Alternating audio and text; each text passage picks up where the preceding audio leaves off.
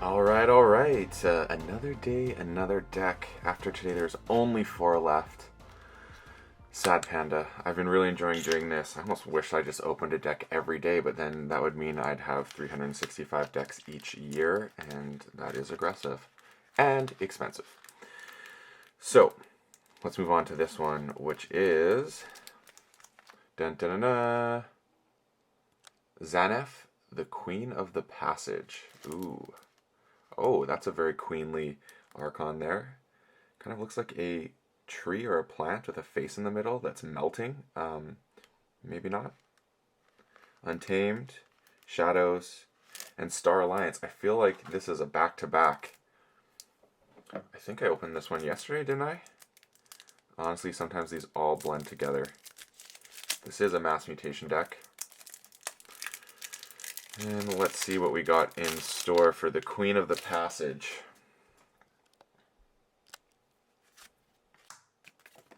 Good grief. Just threw all the cards on the ground. Oh my goodness, that is a rough start. That is a rough start. I should just give up on the day. It's time to go back to bed, folks. Alright, here we go. So we start off with a Bonithing with a Pip. Got Gamgee. Gamgee with a draw. That's pretty good. Look over there. Another look over there. Rad Penny. Shoulder Id. Tempting Offer. Vandalize. Vandalize. Lights Out. Perplexing Sophistry. Now we go on to Star Alliance with an Access Denied. Chan. Explo, Secure-Droid with a Pip, Garcia, Kirby, Lay of the Land,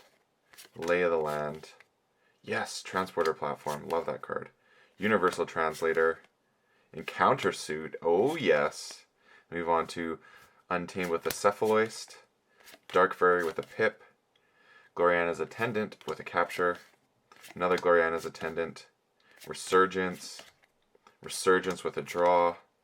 Dark Harbinger. Yes. And then we have a Vault's Blessing. Punctuated Equilibrium. Mutation of Cunning. And lastly, a Mutation of Instinct with a double Pip on it. Well, a bonus. Okay. I'm liking this better than the dud that was yesterday. I think there's a lot of pips in this one, actually. So let's count those to start things off. I'm excited for this one, folks. I can't hide it. 1, 2, 3, 4, 5, 6, 7, 8, 9, 10, 11, 12, 13, 14, 15, 16, 17, 18 pips.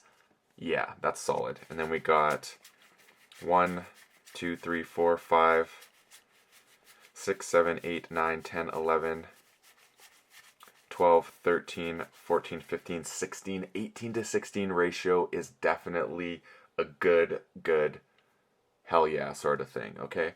And there's the rest of the stats for you. What do I like about this deck? A lot, okay? Let's just get down to brass tacks here. Dark Harbinger is one of my favorite cards in the set. I like this idea.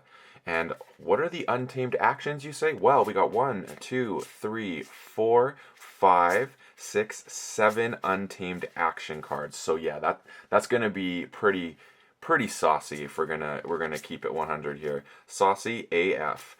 Yes, I'm excited for that. And plus the resurgence possibility. For untamed, it's not a lot. There's not a lot of untamed creatures here. Like there's 3. So that's fine, but getting the possibility of having the damage pip back is great. A Dark Fairy back with that pip is also great. And then, of course, there's just things in here you may want. So for the Transporter Platform, we have a Universal Translator. And then we have Access Denied. So the way that this can work potentially for Maximum Ember. Oh, and a Secure-Droid, actually. Missed that one. That's really good. So the way you can do maximum potential, I think, is almost like the Kirby or the Garcia.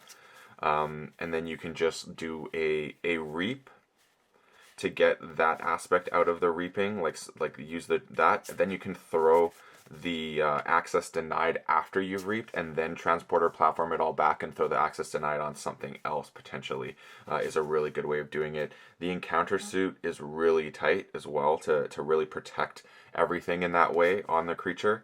The only thing is the ward will be problematic if you're going to want to put this back to hand, so you may not get that playability as a result, but that's okay. I still think the burst potential with that is really strong. Looking at shadows, a lot of pips here, a lot of pips, and yeah, a lot of disruption. I am noticing, of course, that there isn't a straight up board wipe in here. That's basically going to have to come from... Oh, this is cool. Instead of the next turn, a creature gains elusive and the mutant trait, so that actually can really make Vault's Blessing have a true potency. The mutant score in this deck, I should probably do that. I'm sorry I'm jumping all over the place here, but I am excited. Here's 1, 2, 3, 4, 5, 6, 7. So there's 7 mutants out of the 16 creatures, which gives a lot of targets on the board to give a mutant trait to really have that potent Vault's Blessing turn.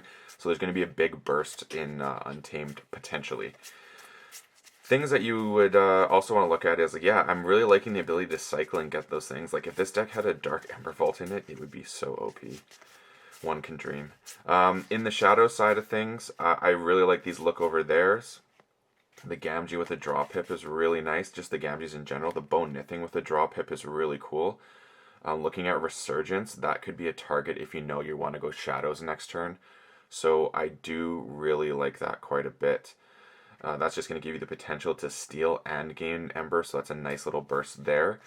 What else am I thinking that's cool? Well, yeah, Punctuated Equilibrium. Like, yes. Let's just say yes with that.